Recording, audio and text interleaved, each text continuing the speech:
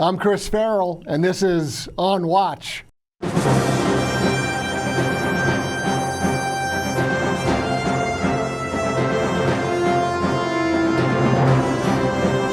to On Watch, everybody, the Judicial Watch podcast, where we go behind the headlines to bring you news that the mainstream media doesn't want you to know about, where we try to recover some lost history, and where we try to explain the inexplicable. And when it comes to explaining the inexplicable, we've got a great guest on the show today. We have the 24th Chief of the United States Border Patrol, Rodney Scott. Welcome, Rodney Scott, to On Watch. Thank you for having me on tonight, Chris, or today.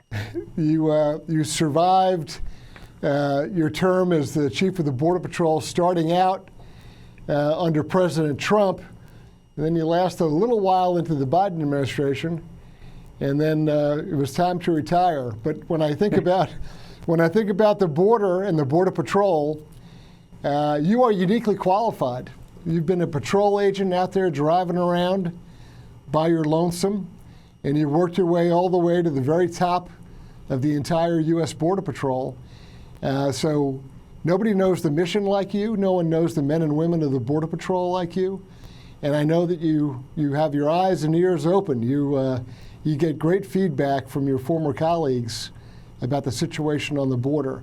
So let me just open up by saying, you see all these reports, and no matter where you're looking online or on television, what is your assessment? What is going on the border right now? Well, thank you for that lead-in, Chris. And I will tell you, the reason I continue to speak to you and others is when I retired, wasn't exactly my idea. And I promised all the agents that I would continue to fight for them just from a different position. Right. So I do talk to a lot of the guys continuously. And right now, really, it's trying to pump up morale. So border security has never been worse in this country. And I don't say that lightly. I go back to early in my career, there was only about 4,000 agents patrolling all the borders of the United States. So one could ask, well, how could it be worse today with 20,000? Well, the difference back then was we were trying, and the threats were very different. Right. But what's happened is basically because of the policy decisions of the Biden administration, we have this massive influx of illegal aliens crossing the border every single day. Right now, it's about 7,000 to 8,000 per day that Border Patrol encounters. But what people aren't really paying attention to is they're literally seeing face-to-face thousands more that they're letting just stand there because they don't even have vehicles available to pick them up and take them into the stations. So this whole backlog is creating a situation where the cartel just continues to flood illegal aliens across because it keeps the Border Patrol busy. And then there's miles and miles of border that are left completely unopened. Some of those areas have technology, and that's where we're recording what you've probably heard as known gotaways. And under the Biden administration, there's been 1.7 million documented gotaways where it's evidence on footprints or video cameras technology, where the agents knew someone was crossing, and they literally just had no one left to respond. Beyond that, the agents also know, and I know, how many miles of border we're leaving completely unpatrolled that have no technology today. And then you layer on top of that the traditional cartel, the drug violence, the threats to the United States. And then there's always been this terrorism threat. There's always been this nation state threat. But that's even worse today, as we watched with Israel and what's going on with Hamas. I was just going to say, all you have to do to appreciate a border is to watch the video of October 7th as Hamas breached the Israeli border and all the absolute horrific, vicious, brutal terrorism that went on. And I mean, I know that you know the answer to this, but for our viewing and listening audience, just think about it. Can you imagine a more wide open border and what people that hate us and hate our way of life, what they would love to do, and they have a wide open border to do it? I mean, how long before it happens? How long? And that's the question that no one has an answer to right now. But what I can tell you is from my experience, even before the current threats, there's been a connection between Hamas and the drug cartels for money making for years. Right. We've dealt with people and interacted with people on the National Terrorist Watch List trying to come across the border in the past. But the most under any prior administration in a year with the U.S. Border Patrol is about 6. This administration, we're in the hundreds of people actually on the list. But again, that's not even touching on the ones that paid more to avoid interacting with law enforcement. Right. Another lesson, there's so many lessons that can be taken from this terrorist attack in Israel. They over-relied on technology, and they over-relied on what many in this country are pushing as a virtual border. Imagine that. You actually need agents and infrastructure there. There's a lot of lessons to be learned, but we started this conversation with what's the current situation here in the U.S., and it's I don't even have a word for it anymore. It's frustrating right now, to be quite honest. I talked to lots of people, and I don't see anything being done, but it's a sieve. And the morale with the agents is just continuing to decrease, because while we talk about this right now for a few minutes and your listeners will get like 30 minutes worth of information, the agents are seeing this every single day, and they're asking themselves, why am I continuing to risk my life? Why am I continuing to do this when the current administration has completely opened up the borders and not taken a single step to try to slow down this flow? I encourage everybody watching this to go on cbp.gov and look at some of the numbers for yourselves. Look at some of the trends, and you will see just how devastating millions and millions of people that don't necessarily share our culture pouring into this country every year now. That's going to completely change the dynamics in many, many ways, even down to like schools, education. And it's not simply Mexicans, Guatemalans, Hondurans. The number of countries, number of persons from other countries, and those numbers of other countries is growing exponentially as well. Correct. I was just at a change of command out in San Diego, and in one of the presentations, they said just San Diego sector had interacted with people from 180 different nations. And then people need to pay attention to this too, over 200 different languages. So that makes it very difficult to process these individuals, just getting their biographical information. But try to think about having a meaningful law enforcement interview to identify whether somebody's a threat to this country or not in 200 different languages. It's just not taking place. We have no idea what threats are pouring across. And thank you for highlighting that. This is not the 1990s when I talk about the border being less secure than ever before. Early in my career, the vast majority of people we arrested were Mexican nationals coming here to work. That is not what the Border Patrol is dealing with today. As a matter of fact, Mexican nationals are outnumbered by many of these other nations. And it's from around the world, not just the Western Hemisphere. And I think an important thing that you immediately went to in our opening couple of sentences back and forth was the cartel involvement in this. And I know that you can give great examples of this, but nothing, absolutely nothing crosses that border without the cartels getting a piece of the action. A percentage, a payment, a fee, permission, whatever it is, the cartels are the ones who have operational control of that border. Unfortunately, that is a fact. And I think a lot of people just hear that and they don't necessarily understand the practical implications of that. So really what that means is the Mexican cartels are picking and choosing who gets to enter the United States, not the American government right now. Well, how do they do that? The cartel, like any organization, even think of a sports analogy. If you're going to run a very, very important play, if you really need to gain yards on the football field, if you really want to get somebody into the U.S., you create a distraction somewhere else. So this nonstop flow of illegal aliens willing to try to leverage the loopholes in our asylum system, and they're fraudulent claims, but they still back up the system.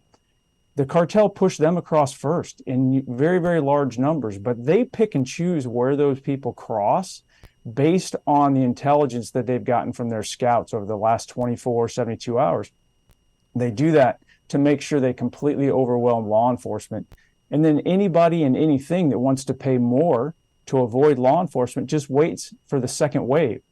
Once law enforcement is busy, then they bring that second wave across. And that's why I say the cartel is getting to make the decision of who makes it, because in very, very high numbers, that second wave successfully makes it into the United States without interacting with law enforcement. But please pick up on this. This is preventable. This is fixable. The United States Border Patrol over my whole career was working on this problem set, And through an appropriate mix of border technology and infrastructure to include that border wall system, we were making the border more and more secure. We had a higher level of confidence of what was crossing, and we could actually proactively decide where we were going to patrol and how we were going to respond. Right now, this administration is putting Border Patrol into 100% reactive mode, and they can't even react to everything they're seeing. Cartels have their own intelligence network, their own collection capabilities, obviously human intelligence, but they're even now running their own surveillance drones up over the border. And that's, I mean, thousands of sorties, thousands of flights, and they are tracking and identifying and doing their own sort of matrix on who's covering what, where, and when against our own Border Patrol. I mean, our Border Patrol is essentially targeted by cartel drone and surveillance operations. You're 100% accurate. And from what we've seen on our side, and again, they're just using technology they have available, but they don't have like the administrative restrictions that the federal government has. They don't have unions to deal with. They don't have prevailing wage. They basically are paying people for information constantly, some of it social media, but more and more they are using the drones.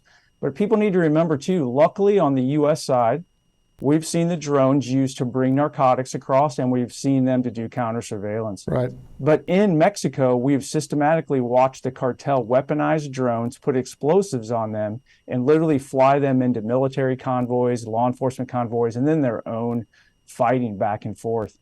It's naive to think that those threats won't come to the United States at some point in time, but we need to be, eyes wide open to all the threats involved. We, as the United States government, should be making decisions on who and what enters our home. That's the government's fundamental responsibilities, to keep Americans safe by making sure that we can control our borders. And this administration has given that control 100% to the cartels. Has DOD assisted Border Patrol with a counter drone program? DOD provides assistance in many different ways. I can't get into that too much. Some of the technology, when I was still in, we shared some of the research, if you will. We leveraged some of the same technology, but the authorities are very different. So DOD obviously has the authority outside the U.S. to do a lot more kinetic type counter surveillance or counter activities. Here in the U.S., really the FCC is our big challenge, because a lot of the things that we do to counter those drones aren't kinetic. They're more technology on technology to take it over, right, to bring it down or to jam a signal. Right. And there's a lot of concern about jamming other signals accidentally. So if a Border Patrol agent got out of his vehicle, hauled out a shotgun, and blasted a drone out of the sky that was hovering, would he get in trouble? Yes, currently he would get in trouble. We were looking at making that a legit policy. I mean, I argue you can do it safely. People duck hunt and goose hunt all the time, sure, right? So agents know what to do. A lot of these areas are remote. I wouldn't say that's the most effective solution anyway. A lot of these drones are going higher and higher. Yeah. But when this administration took over, the current administration, they walked away from any type of aggressive enforcement whatsoever. You've probably seen some recent video that came out where smugglers are just brazenly cutting the border wall in yep, broad daylight with no fear yep, whatsoever. We had changed the policy to let agents use chemical munitions, to some of the less lethal, to stop smugglers from doing that. And then we were working with Mexico to prosecute them for damaging government property. This administration has stopped all progress on even initiatives like that. So there's just so many layers to this. It's not just about asylum processing. They've really, really cut the Border Patrol and border security off at the knees. And for the record, I would shotgun the drone. So would I. Just want to get that on the record. So I got to believe that there's yourself and some of our other colleagues that we know who watch and track and have experience in this field and are concerned about it, that they've come up with some kind of a plan so when 2025 rolls around, people can step in and have a solution and turn off the faucet and do some kind of damage control, do some kind of remedial efforts to regain control of our border. I mean, the dirty little secret is we have absolutely no idea who is in this country. None. Correct. that doesn't sound like much of a country. I mean, we don't know who's here. We don't know how they got here. We don't know who they are. So tell me, I know you've been doing some thinking and some writing on all this. What are some of the ideas, or what's some of the thinking for, okay, there will come a day when sanity will return. What do we do to get out of this? How do we, we may not be able to fix it, but we should be able to at least plug some of these holes, do some remediation, something. What do we do? Yeah, so we wrote a pretty good, and when I say we, the last administration, under the last administration, you saw a lot of initiatives go into place that made a very, very significant positive impact on the border. And they had cascading or domino type effects, if you will. So all we really have to do is dust off that playbook initially, and that playbook means some of it is literally the border wall system. The United States Border Patrol designed that system to make every single agent more effective, which basically just means that taxpayers getting a better return on their investment. They can cover more area more effectively. But we also worked on policies that just said, hey, we want to make sure there's due process, but we're not going to give you the prize until a judge adjudicates your case. That was the Remain in Mexico program. As soon as people knew they weren't going to get released into the United States, about 80% of the fraud just immediately went away overnight. The cascading effects of that meant more Border Patrol agents were out in the field, they could cover larger areas, and we started cutting the knees out from under some of the cartels. We're making significant impacts on identifying cartel organizations, dismantling them, working with Mexico, holding them accountable. We can put that playbook back in place very, very quickly. We're going to have a huge problem with interior enforcement, but as a good buddy of mine, Tom Homan, always says, we'll start one at a time. and I think where Congress really needs to step in long term, we'll push to get some changes so they close some of the loopholes in the asylum. And I also think one of the things we really need to do quickly is make sure that we cut grant funding to any state or city that has stated they are a sanctuary state or city and refuse to cooperate with the federal government on just simply making sure that people that we have approved and invited to the United States are the ones that are here, and not people that snuck in through the windows in the middle of the night. And even some of these folks who have claimed, oh, we're an asylum city, we're an asylum state, with the level of people flooding in, even they are having second thoughts or, gee, we didn't really mean that. Look at Eric Adams, and mayor of New York. He's claiming the city is broken because of the huge flood of folks coming into his city, but he's not alone. There's a lot of people who are having a little buyer's remorse on that commitment to, oh yeah, we'll take anybody and everybody, because they're realizing the consequences on their own communities, healthcare, schools, housing. It's corrosive. You can't do it. And that's the catch, right? It feels good to say it. It sounds good initially. Everybody wants to be compassionate, but they forget how big the world is. And when you completely open the doors to your home to anybody, you stop being able to even take care of your own family. And that's right. What's happening in Chicago, New York, and these other places. Right. So again, that's another big reason that I keep continuing to speak out, as well as some of my colleagues. 2024, it's going to be a tipping point. We need people to understand when they walk into the ballot box what's at stake. And that's a big part of what I continue to do now, is just try to educate people on the facts, so that when they walk in, they really do understand what decisions they're making, and the consequences of elections go well beyond just some emotional feel-good talking point. Rodney, what's something that you are keenly aware of that probably doesn't get enough discussion or enough, news media coverage, or enough, there's sort of like oh yeah, people suddenly realize that's what that.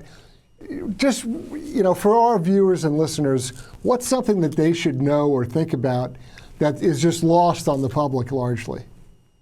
There are so many things, and this may seem too tactical, but that this is a United States national security issue. Most of the media talks about the southwest border, and they show some families crossing the Rio Grande River. They don't talk about the cartel aspects. But they also don't talk about U.S. Customs and Border Protection has limited resources. So today, as we speak, the entire port of entry in Lukeville, Arizona, has been shut down to legal trade and travel so that those officers can be refocused on processing these fraudulent asylum claims. These ripple effects are affecting everyone in this country and in national security. The northern border, we don't ever talk about them, but most of the agents on the northern border are sitting in front of a computer screen, kind of like I am right now, except they're talking to an illegal alien and typing the information into a computer system. So not only is it the southwest border, our coastal borders, our ports of entry, and our northern border are also at increased risk because this administration has knowingly decided, and they campaigned on this, that they were going to open the borders and basically let anybody come in and leverage our entire judicial system, our economic system. But they don't want to talk about the fact that those officers were already fully gainfully employed in enforcement duties, and now they're no longer doing those enforcement duties. So when you hear something about somebody dying from fentanyl, whether it came through a port or in between the port, part of the reason that is here is because this administration's taken officers and agents off of enforcement duties. It only had about 6 hours of newsworthiness before it was brushed off the headlines and the internet.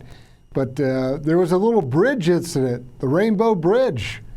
A vehicle came storming across.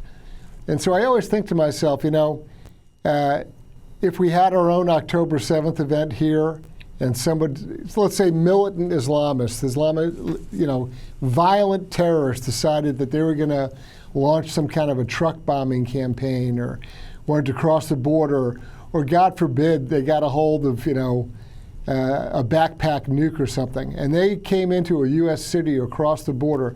It could be Tucson, it could be Detroit, it could be Erie, Pennsylvania, whatever.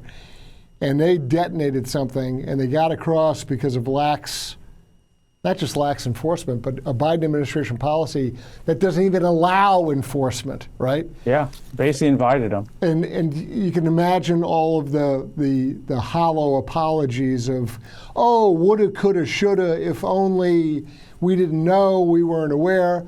I mean, they are on notice. God forbid anything happens. I mean, it is around their neck. They did this to the United States. Bibi Netanyahu is getting a lot of heat in Israel because they're saying, how could you possibly let Hamas cross like that? How could you let them conduct an attack? Well, God help us, literally I mean that, in a prayerful way. God help us should these bad guys try to launch something across one of our borders. And as you just pointed out, doesn't have to be Texas or California. It could be coastal, it could be Canada, it could be any of those places. The one thing about the border that people forget about as well is it's a transit location. Nothing stays at the border.